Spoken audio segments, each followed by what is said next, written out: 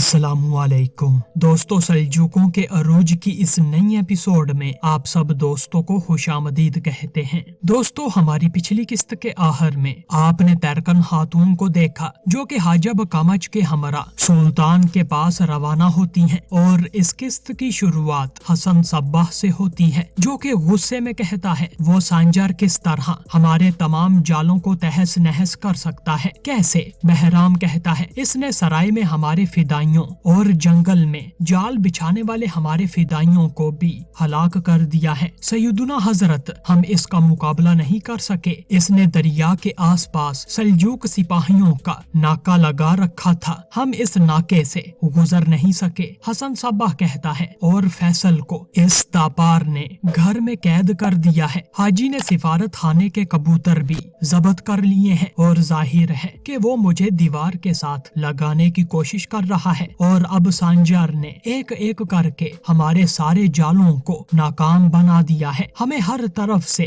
گھیر لیا گیا ہے، ہر طرف سے صباح۔ پھر دوستو بہرام کہتا ہے ہمیں پہلے کبھی بھی ایسی صورتحال کا سامنا نہیں ہوا سیدنا حضرت۔ حسن صباح کہتا ہے اب ہمارے علاوہ کوئی بھی اس ناکہ بندی سے نہیں بچ سکتا، اب یہ مجھ پر واجب ہے کہ میں ذاتی طور پر وہاں جا کر کتاب لاؤں گا۔ بہرام حیرانگی سے کہتا ہے آپ یہ کیسے کر سکتے ہیں سیدنا حضرت، کیا یہ خطرناک نہیں ہے؟ حسن صباح پھر کہتا ہے چونکہ میں سردار ایلچی ہوں تو میں ناکہ بندی سے گزر سکتا ہوں، ورنہ سانجر ہم سب کو قدم با قدم ہمارے انجام تک پہنچا دے گا، اور اگر اس نے مجھے روکنے کی کوشش بھی کی تو میں سانجر کو بھی مار دوں گا، لیکن میں کبھی بھی کسی کو اپنی کتاب نہیں لینے دوں گا۔ دوستو، یہ کہہ کر حسن صباح فوراً اپنی تلوار اٹھاتا ہے اور یہاں سے روانہ ہو جاتا ہے، جبکہ بہرام یہ سب دیکھ کر بڑا پریشان ہوتا ہے۔ پھر دوستو دوسری جانب سلجوق محل میں سلطان ملک شاہ دکھائے جاتے ہیں جو کہ اپنی تلوار میان سے باہر نکالتے ہیں اور اسے سامنے کر کے کہتے ہیں یہ تلوار تمہارے یا ایلچن خاتون کے سر پر چلے گی۔ دوستو، اس دوران ترکن خاتون بڑی پریشان ہوتی ہیں، جبکہ سلطان ملک شاہ کہتے ہیں ایلچن خاتون نے تم پر امی جان کو زہر دینے اور حاجی کو مفلوج کرنے کا الزام لگایا ہے، کیا تمہارے پاس اس کی وضاحت موجود ہے؟ دوستو، ترکن خاتون یہ سن کر چونک جاتی ہیں اور فوراً ایلچن خاتون کی طرف دیکھتی ہیں، جبکہ پھر ترکن خاتون سلطان کو یقین دلاتی ہیں اور کہتی ہیں سلطان معظم، یہ کس طرح کا بہتان ہے؟ کیا آپ اپنی خاتون پر لگائے گئے الزامات پر یقین رکھتے ہیں؟ آپ جانتے ہیں کہ ایلچن خاتون اپنے بھائی کیلیج ارسلان کو بچانے کے لیے اس محل میں ایسے کھیل کھیلتی رہتی ہیں، اب اس نے اپنے الزام کو دور کرنے کے لیے یہ کھیل کھیلا ہے۔ میں خاتون اول ہوں، مجھے ایسی چیز کرنے کی کیا ضرورت تھی؟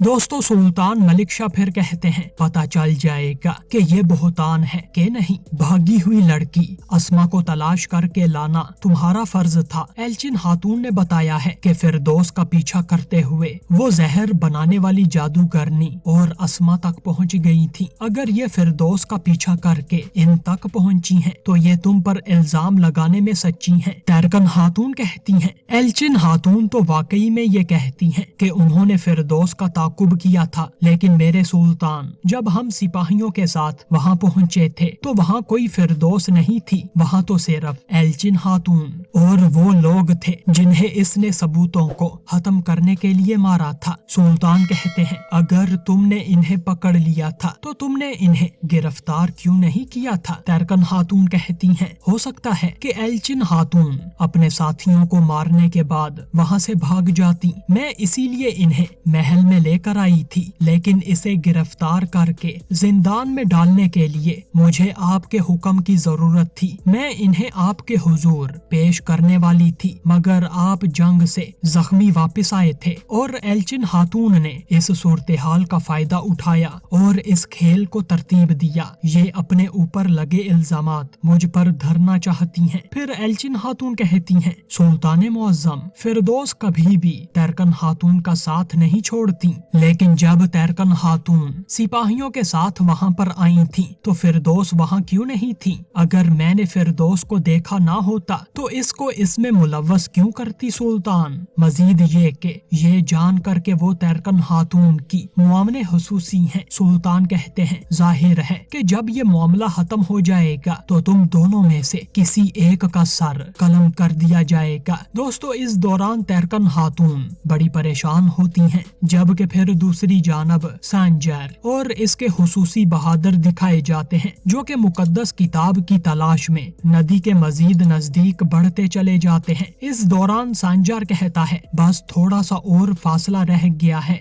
जवानों जल्दी करो। जबकि फिर दूसरी जानब मारकूस दिखाया जाता है, जो कि अपने फौजियों के हमरा नदी के करीब लगे एक नाके पर पहुंच जाता है और यहाँ पर मौजूद सल्जूक फौजियों को शहीद कर देता है। मारकूस साथ में कहता है, हम दरिया के करीब आ रहे हैं और सांजार के भी वो जल्द ही हमारे मौत के शिकंजे में होगा, चलो जल्दी करो सिपाहियों। फिर दोस्तों एनार और मारकूस के जंगजू फौरन आगे की तरफ रवाना हो जाते हैं, जबकि फिर दूसरी जानब हसन सब्बाह दिखाया जाता है, जो कि नदी के किनारे खुद आता है और इस दौरान एक सल्जूक फौजी हसन सब्बाह को नाके पर रोकता है और कहता है, यहाँ से आगे जाना ममनू है। फिर हसन सब्बाह अपना रियासती ओहदा निकालता है और एक कागज सल्जूक फौजी को देता है। हसन साथ में कहता है, मैं सरदार एलची हूँ। जबकि सल्जूक फौजी हसन सब्बाह से कागजात लेकर इसे एक नजर पढ़ता है और कहता है, सरदार एलची हजरत, आप यहाँ क्या कर रहे हैं? हसन सब्बाह कहता है, मुझे दरिया की दूसरी तरफ कुछ काम है, मुझे इसे पूरा करना है। लेकिन सल्जूक फौजी कहता है, हमें सख्त अहकामात हैं कि फौजियों के अलावा कोई भी यहाँ से नहीं गुजरेगा, चाहे आप सरदार एलची ही क्यों ना हो, लेकिन आप गुजर नहीं सकते, बराहे मेहरबानी वापस चले जाएं। दोस्तों हसन सब्बाह अपना सर हम करता है और अपने कागजात लेकर वापसी की तरफ चल देता है, जबकि फिर सल्जूक फौजी भी अपने काम में मसरूफ हो जाता है और दूसरी सिमत को मुड़ जाता है। लेकिन दोस्तों इसका फायदा उठाकर हसन सब्बाह फौरन वापस मुड़ता है और इसकी गर्दन पीछे से काट देता है। साथ में हसन सब्बाह कहता है, मैं वो किताब तुम्हारे हाथों में नहीं आने दूंगा। हसन सब्बाह फिर फौरन नदी की तरफ भागता है और फिर दूसरी जानब नदी के अंदर रुस्तम का फेंका हुआ काला थैला दिखाया जाता है, जो कि पानी के बहाव के साथ नदी में तैर रहा होता है। जबकि दूसरी जानब सांजार और इसके साथी भी नदी के करीब पहुंच जाते हैं और सलीबी जंगजू मारकूस भी अपने लश्कर के साथ नदी पर पहुंचने की पूरी कोशिश करता है। जबकि फिर एक माही गिर दिखाया जाता है, जिसके जाल में बातनी मुकद्दस किताब वाला थैला फंस जाता है और वो इसे मछली पकड़ने वाले जाल की मदद से निकाल लेता है। लेकिन मछेरा इस दौरान बड़ा परेशान होता है कि इस थैले में क्या है। मछेरा फौरन इस थैले को खोलता है और इस दौरान हसन सब्बाह भी यहीं पर पहुंच जाता है। मछेरा हसन को देखकर कहता है, तुम कौन हो? जबकि सब्बाह अपनी किताब मछेरे से छीनता है और कहता है, बड़ी मछली का मालिक। फिर दोस्तों फौरन हसन सब्बाह मछेरे के सीने में छुरा घोंप कर फौरन इसे मार देता है और मुकद्दस किताब जब्त कर लेता है। हसन सब्बाह फिर फौरन काले थैले में से किताब को निकालता है और इसकी तस्दीक करता है। दोस्तों तस्दीक कर लेने के बाद कि ये मुकद्दस किताब ही है, हसन सब्बाह कहता है, आखिरकार सल्जूकों से पहले मैंने तुम्हें हासिल कर लिया है। दोस्तों इधर हसन सब्बाह किताब वापस थैले में डालकर पीछे मुड़ता है और इसी दौरान फौरन सांजार हसन सब्बाह की गर्दन पर अपनी तलवार रखता है, जो कि अपने सिपाहियों के साथ यहीं पर पहुंच जाता है। दोस्तों हसन सब्बाह ये देखकर दंग रह जाता है, जबकि सांजार कहता है, तुम पकड़े गए हो सब्बाह। और दोस्तों यहीं इस किस्त का इख्तिताम होता है।